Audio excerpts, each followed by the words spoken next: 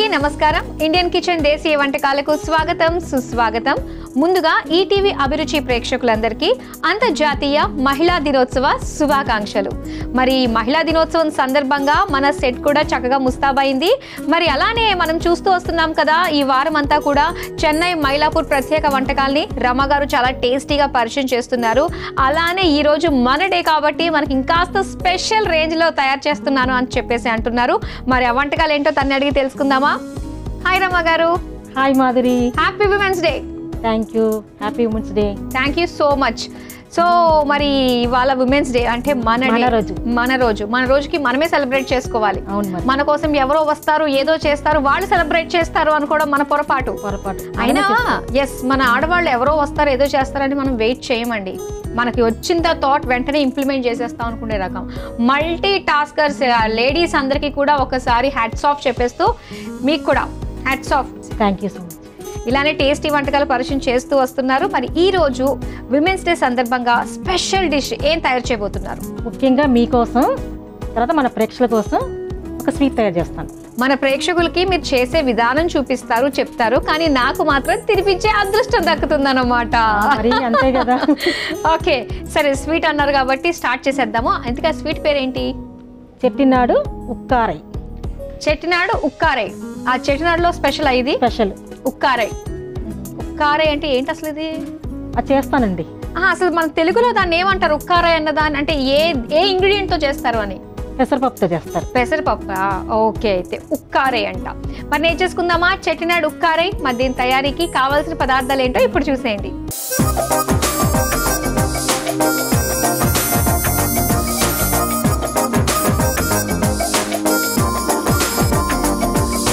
చెట్టినాడు ఉక్కారే తయారీకి కావాల్సిన పదార్థాలు సిద్ధంగా ఉన్నాయి. అయితే ఇది పెసరపప్పు ఆల్రెడీ ఉడికించి పెట్టేసుకున్నాం.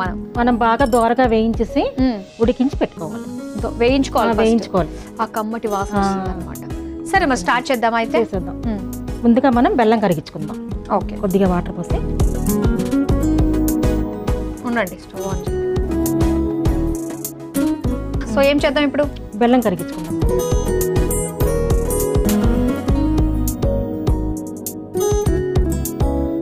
కొద్దిగా వాటర్ పోసుకుందాం.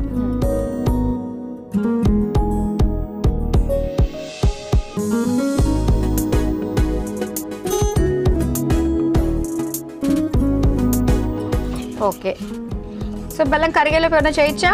మనం రవ్వ వేయించుకుందాం.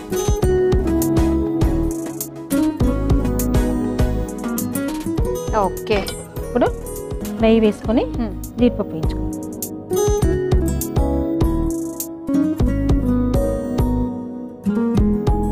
సో ప్రొఫెషన్గా మీరు టీచర్ కాబట్టి ఇంటర్నేషనల్ ఉమెన్స్ డే ఇలాంటి సెలబ్రేషన్స్ అన్నీ కూడా మీరు చెన్నైలో ఉన్నప్పుడు అక్కడ మీ స్కూల్స్లో ఎలా సెలబ్రేట్ చేసేవారు?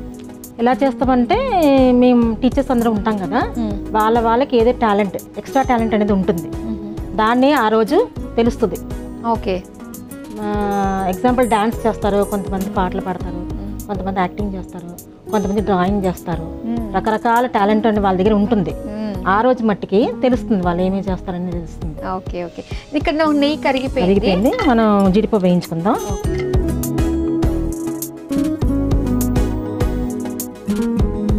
సో మరి రమ గారికి మీకేం టాలెంట్ ఉంది చెప్పండి?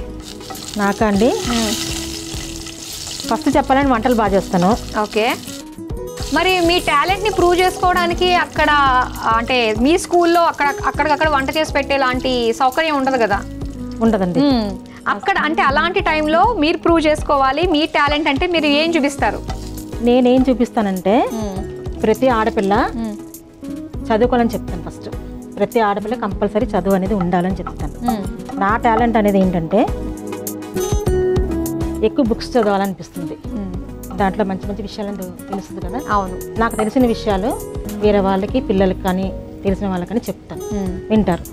ఓకే, బుక్స్ బాగా చదువుతూ ఉంటారా? చదువుతానండి. బుక్స్ చదవడం చాలా ఇష్టం. ఓకే, తగ్గింది కాబట్టి. అంటే ఏం చదువుతారు? ఏమన్నా నవలలు లాంటివా, లేదంటే నాన్ ఫిక్షన్? ఇన్స్పిరేషన్ స్టోరీస్ ఎక్కువగా చదువుతాను. దానివల్ల వచ్చి మనకి మైండ్ బాగుంటుంది. అవును, పాజిటివ్ ఎనర్జీ అనేది వస్తుంది. మనం ఏదైనా వర్క్ చేయాలంటే మనకి అవి చాలా ఉపయోగపడుతుంది. ఖచ్చితంగా మహిళలకు కూడా ముఖ్యంగా. ఇది అయిపోయింది. అయిపోయింది. అందులోకి తీసేసుకోండి మళ్ళీ.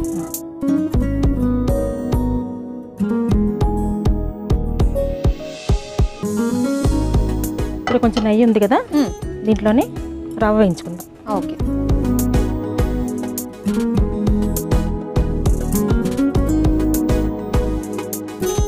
ఇది కొంచెం దూరగా వేయించాలి. దీని పచ్చిదనం అంతా పోతుంది. ఇది బాగా రవ్వ అయితే మీరు ఎన్ని ఇయర్స్గా జాబ్ చేస్తున్నారండి? నేను ఒక 20 years నుంచి చేస్తున్నానండి. 20 years నా ఎక్స్పీరియన్స్. మ్యారేజ్ బిఫోర్ నుంచి జాబ్ చేస్తాను.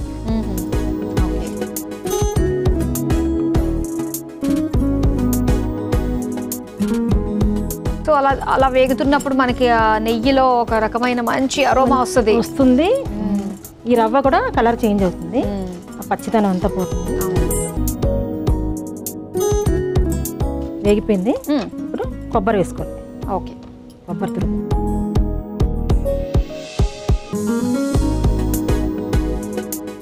ఇది ఎంతో సింపుల్గా చేసుకోవచ్చు. స్వీట్ తినాలనిపిస్తే చాలా ఈజీగా చేసుకోవచ్చు.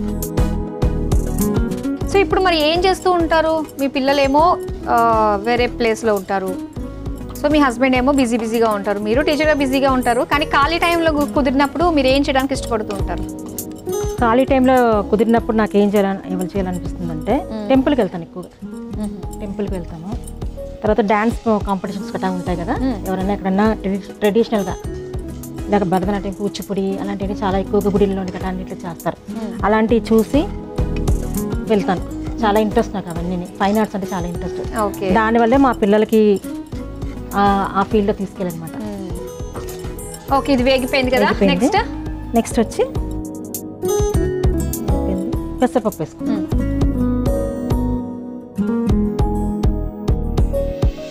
కొంచెం ఉడికిచ్చిన పెసరపప్పు,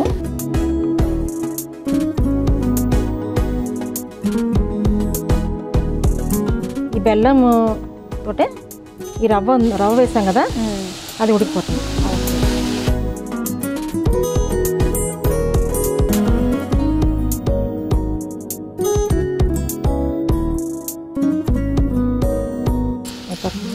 ఇంకా వాటర్ పడుతుంది కదా, కొద్దిగా వేసుకుందామా? పోతుందేమో అనుకుంటా. రవ్వ ఉడకాలి కదా, వేసేయండి వాటర్.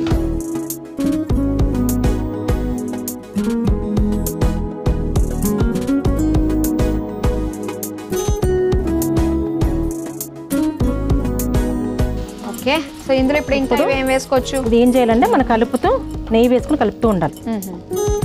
నెయ్యి ఉంది కదా, నెయ్యి వేస్తూ అప్పుడప్పుడు కొద్దిగా నెయ్యి వేస్తూ కలుపుతూ ఉండాలి. ఇలాచీ పౌడర్ ఒకటి వేసేస్తే సరిపోతుంది కదా. చూస్తేనే కొద్దిగా ఇలాచీ పౌడర్,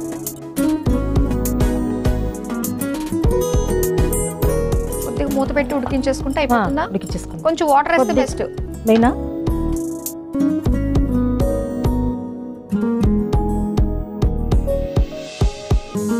కొద్దిగా మూత పెట్టుకొని ఒక 5 నిమిషాలు ఉడకనిద్దాం. ఓకే.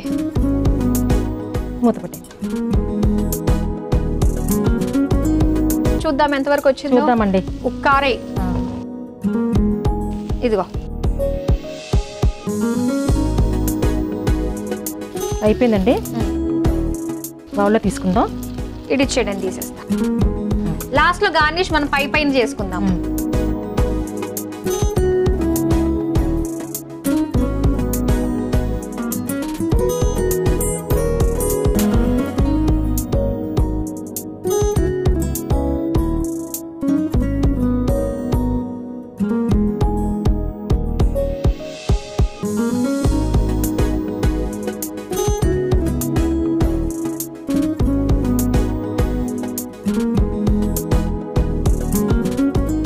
వేడిగా స్వీట్ ఐటమ్ చెట్టినాడు ఉక్కారే రెడీ అయిపోయింది. మరి దీని తయారీకి కావాల్సిన పదార్థాలు తయారు చేసే విధానం మరోసారి చూసేయండి. చెట్టినాడు ఉక్కారాయి తయారు చేసుకోవడానికి కావలసిన పదార్థాలు: బెల్లం 1 కప్పు, నెయ్యి 2 టేబుల్ స్పూన్లు, జీడిపప్పు కొద్దిగా, రవ్వ 3 టేబుల్ స్పూన్లు, పచ్చి కొబ్బరి తురుము 1 కప్పు, ఉడికించుకున్న పెసరపప్పు 1 కప్పు, యాలకుల పొడి 1 టేబుల్ స్పూన్. చెట్టినాడు ఉక్కారాయి తయారు చేసుకునే విధానం: ముందుగా స్టవ్ ఆన్ చేసి పాన్ లో బెల్లం నీళ్లు పోసి కరిగించుకోవాలి. మరో స్టవ్ ఆన్ చేసి పాన్ లో నెయ్యి వేసి కరిగాక అందులో జీడిపప్పు వేసి వేయించుకొని తీసి పక్కన పెట్టుకోవాలి. ఇప్పుడు అదే పాన్ లో రవ్వ, పచ్చి కొబ్బరి తురుము, ఉడికించుకున్న పెసరపప్పు వేసి వేయించుకోవాలి. తర్వాత అందులో కరిగించుకున్న బెల్లం నీళ్లు వేసి కొద్దిగా నీళ్లు, నెయ్యి, యాలకుల పొడి వేసి కలిపి మూత పెట్టి కాసేపు బాగా ఉడికించుకుని సర్వింగ్ బౌల్ లోకి తీసుకుని పైనుంచి వేయించిన జీడిపప్పుతో గార్నిష్ చేసి సర్వ్ చేసుకుంటే చెట్టినాడు ఉక్కారాయి రెడీ.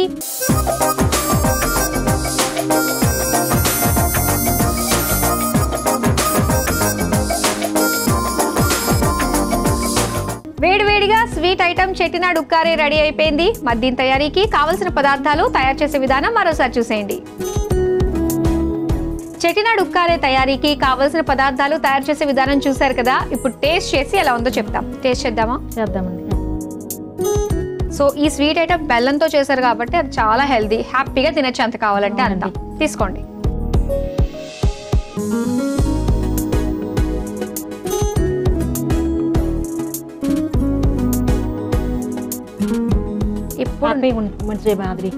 Thank you. ఇప్పుడు నేను తింటాను.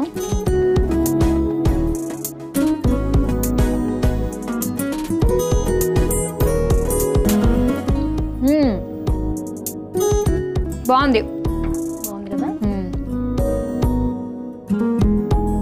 సో ఇందులో ఏంటంటే మనము రవ్వ, దీంతో పాటు ఇంకా కొబ్బరి ఇవన్నీ వేసుకున్నాం కాబట్టి సో రెండింటి టేస్ట్ బాగుంది.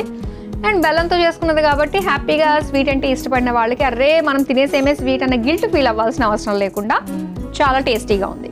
సో మరి నెక్స్ట్ వంట ఏం ప్రిపేర్ చేస్తున్నారు ఇప్పుడు?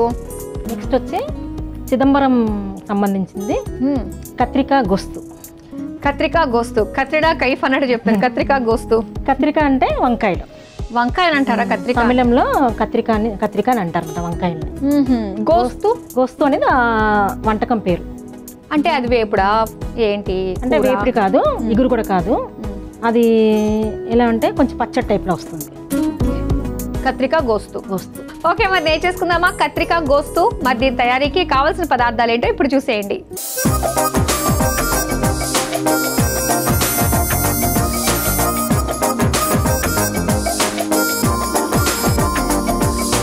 కత్రికాయ గోస్తు తయారీకి కావాల్సిన పదార్థాలు సిద్ధంగా ఉన్నాయి. అయితే మనం ఇందులో బెల్లం కూడా యాడ్ చేసుకుంటాం అన్నమాట. ఓకే సరే, మరి అయితే స్టార్ట్ చేద్దామా? చేద్దాం. ముందుగా స్టవ్ ఆన్ చేసుకోవడమేనా? ఆన్ చేసుకుందాం.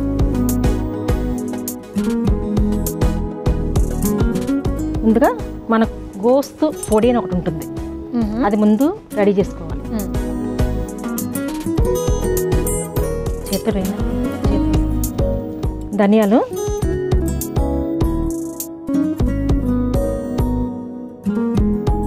మెంతులు, మిరియాలు,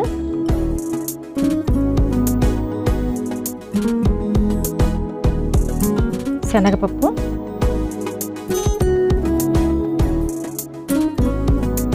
ఎండుమిరపకాయ,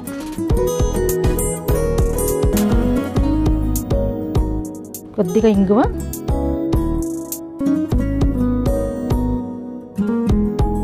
డ్రై రోస్ట్ చేస్తాం. అయితే మరి మీకు చెన్నైలో ఆల్మోస్ట్ అన్ని ప్లేసెస్ తిరిగామని చెప్పేసి అంటున్నారు కదా, మీకు బాగా ఇష్టమైంది ఏం ప్లేస్ అండి? బీచ్ అండి. బీచ్, మెరీనా బీచ్ అని ఉంటుంది, చాలా బాగుంటుంది. Okay, Marina beach, golden beach. Marina beach, ఏంటి అక్కడ స్పెషల్ ఏంటి? ఏం దొరుకుతాయి మనకి తినడానికి? గానీ ఫిషెస్ ఉంటాయి కదా, ఫిష్ ఫ్రై అని చేస్తారు.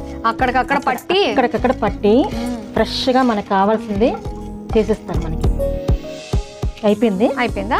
మనం పౌడర్ చేసి నేను తీసేస్తాను, ఇటు ఇచ్చేసి.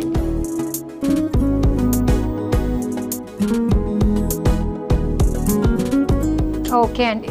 ఇప్పుడు అది చల్లారే లోపల మిక్సీ పౌడర్ చేసుకునే లోపల మన వంకాయలు చేసుకుంటాం. కొద్దిగా నువ్వుల నూనె మట్టిగా యూజ్ చేయాలి, వాడాలి. గొస్తు కాబట్టి నువ్వుల నూనె వచ్చి ఎక్కువగా వేసుకోవచ్చు. ఓకే, స్టవ్ ఆన్ చేస్తాను, ఆఫ్ చేస్తాను. ఆవాలు, కొద్దిగా ఆవాలు, కొద్దిగా శనగపప్పు, కరివేపాకు, వంకాయలు. పోపు అయిన తర్వాత వంకాయలు కలిపి ఇది వేయించక్కర్లేదు. వంకాయలు వేయించక్కర్లేదా? వేయించక్కర్లేదు, అంటే ఇలానే చేయాలి.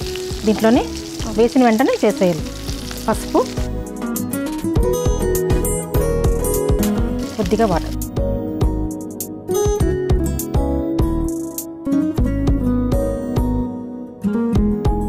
ఉప్పు, సరిపడే ఉప్పు. ఓకే,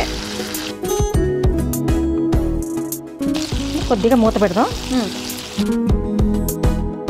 దగ్గరికి ఉడికిద్దాం. చాలా సింపుల్ రెసిపీ. సో ఇది అయ్యేలోపు పౌడర్ కొట్టుకుని పౌడర్ చేసేసుకుందాం.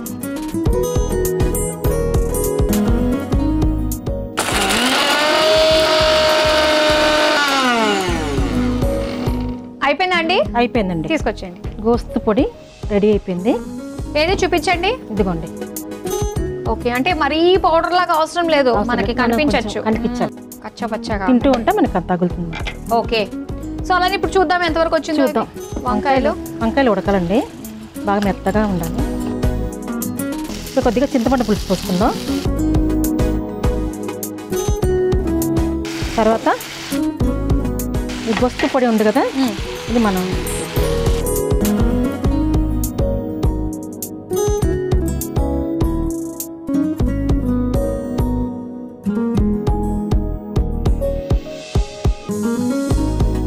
ఈ వంకాయ బాగా మెత్తగా అయిపోవాలి అనిపిస్తుంది. అంటే వేరే వెజిటేబుల్తో కూడా ట్రై చేసుకోవచ్చా ఇది? టమాటోతో ట్రై చేయొచ్చు. టమాటో, వంకాయ, ఉల్లిపాయతోటి ట్రై చేయొచ్చు. కానీ ముందు కనిపెట్టింది దీంతో, వంకాయతో. ఇంకా కొద్దిగా బెల్లం తురిమేసుకుంటాం.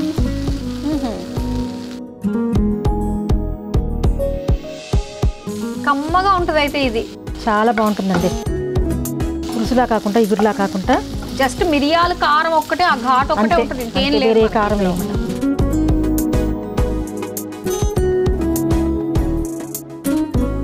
మన నువ్వుల నూనె వేసాం కదా, ఇలా కనిపించాలి. ఆయిల్తో వస్తుంది తినాలంటే, బరువు చాలా బలం ఉంటుంది. వంకాయ తినే వాళ్ళు తింటారన్నమాట. అయిపోయినట్టేనా? Stove off చేసేనా? ఇంకా ఆపే.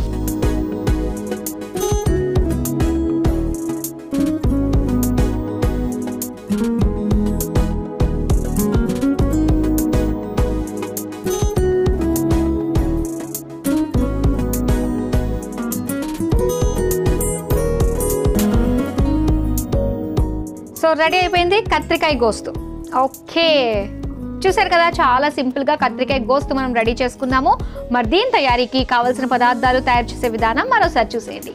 కత్రికాయ గోస్తు తయారు చేసుకోవడానికి కావలసిన పదార్థాలు: ధనియాలు 1 టేబుల్ స్పూన్, మెంతులు 1/2 టేబుల్ స్పూన్, మిరియాలు 1 టేబుల్ స్పూన్, పచ్చిశనగపప్పు 1 టేబుల్ స్పూన్, ఎండుమిర్చి 1, ఇంగువ చిటికెడు, నువ్వుల నూనె 3 టేబుల్ స్పూన్లు, ఆవాలు 1 టేబుల్ స్పూన్, కరివేపాకు కొద్దిగా, వంకాయ ముక్కలు 1 కప్పు, పసుపు 1/2 టేబుల్ స్పూన్, ఉప్పు తగినంత, చింతపండు రసం 1 కప్పు, బెల్లం 1/2 టేబుల్ స్పూన్. కత్రికాయ గోస్తు తయారు చేసుకునే విధానం: ముందుగా స్టవ్ ఆన్ చేసి పాన్ లో ధనియాలు, మెంతులు, మిరియాలు, పచ్చిశనగపప్పు, ఎండుమిర్చి, ఇంగువ వేసి వేయించి మిక్సీ జార్లోకి తీసుకుని చల్లారాక మిక్సీ పట్టుకుని పక్కన పెట్టుకోవాలి. ఇప్పుడు అదే పాన్ లో నువ్వుల నూనె వేసి వేడయ్యాక అందులో ఆవాలు, పచ్చిశనగపప్పు, కరివేపాకు, వంకాయ ముక్కలు, పసుపు, ఉప్పు వేసి మగ్గించుకోవాలి. తర్వాత అందులో చింతపండు రసం, మిక్సీ పట్టుకున్న మసాలా పొడి, బెల్లం వేసి కలిపి 2 నిమిషాల పాటు మగ్గించుకొని సర్వింగ్ బౌల్లోకి తీసుకుని సర్వ్ చేసుకుంటే కత్రికాయ గోస్త్ రెడీ.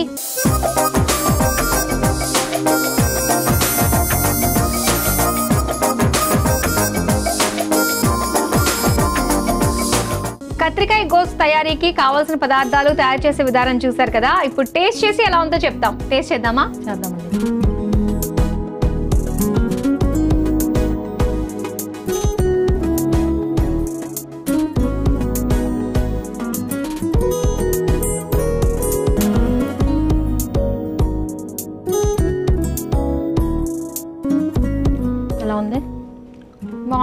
పుల్లగా, కొంచెం తీగా అండ్ ఆ వంకాయ ఫ్లేవర్ అన్నీ కలగలిపి బాగుంది. పెద్ద కారం కూడా ఏం అనిపించట్లేదు. సో ఈజీగా మనం ఇలా ఉట్టిగా తినాలనిపించినా కూడా తినేసేయచ్చు. మామూలుగా అంటే ఎందులో తింటారు రైస్ కాంబినేషన్ అనేది? ఇది వచ్చి జీరా సాంబార్ రైస్ అని చేస్తారు, దానికి వెన్ పొంగల్ అని చేస్తారు. చిదంబరం నటరాజ స్వామి గుడి ఉంది కదా, అవును, దాంట్లో ప్రసాదంగా ఇస్తారు ఒకప్పుడు, ఇప్పుడు కూడా ఇస్తున్నారు. జీరగ సాంబార్ రైస్ అని ఒకటి చేస్తారు, దానికి కాంబినేషన్ వెన్ పొంగల్కి కాంబినేషన్. ఓకే ఓకే, బాగుంటుంది. సో చాలా బాగున్నాయండి. మొత్తం చెన్నైలో ఉండే స్పెషల్ దేవాలయాలు, అక్కడ స్పెషల్ వంటకాలు మాకు పరిచయం చేసినందుకు thank you so much. Thank you so much అండి. మీకు కూడా ఈ అవకాశం ఇచ్చిన ఈటీవీ వాళ్ళందరికీ, మా అలాంటి ఒక కామన్ పీపుల్కి అంతా మీరు ఇలా ఎంకరేజ్ చేసి ఇలాంటి రకరకాల వంటలు పరిచయం చేస్తున్నారు. చాలా థ్యాంక్స్ అండి అందరికీ. చూసారు కదండి, రమా గారు మనకి పరిచయం చేసిన చెన్నై మైలాపూర్ ప్రత్యేక వంటకాలు. సో ఒకటి వచ్చేసి మనకి చెట్టినాడు ఉక్కారే, దాంతో పాటుగా కత్రికాయ గోస్తు చాలా చాలా బాగుంది. మీరు తప్పకుండా ట్రై చేయండి. ఇవి ఇవాల్టి స్పెషల్ రెసిపీస్. వచ్చే వారం మరో చక్కటి ప్రాంతానికి సంబంధించిన రుచులతో మళ్ళీ మీ ముందుకు వచ్చేస్తాం. Until then bye.